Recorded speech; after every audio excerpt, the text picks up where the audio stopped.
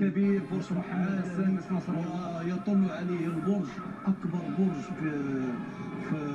في افريقيا.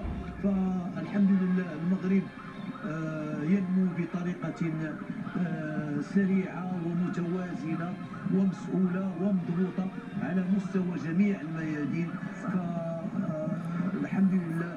كما ان لنا الركراكي اطار وطني، فهناك العديد من الركراكيات في مجالات.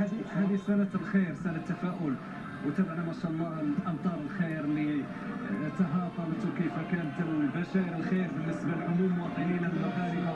زيد على ذلك انجازات المنتخب الوطني المغربي، هذا يبعث دائما على التفاؤل بانه وطن الخير والانجازات. كانت اشياء رائعه، انجازات في قطر والمطر في ارض الوطن، كانت هناك اشياء رائعه. وثم هذا ليس غريبا على جلاله الملك محمد السادس نصر الله، لان شغفه بالرياضه وقت الالعاب العربيه في 95 ثم البطوله الافريقيه للالعاب الكره، مجموعه من المحطات التاليه. فهذه اشياء رائعه. هناك الرياضه، هناك كره قدم، ولكن من خلال هذه الجوله نطل على الشبكه الطرقيه، نطل ايضا على ما يقوم به الامن، وكيف بسلاسه الان. فخامة الصور تكفي أيها السادة والسيدات.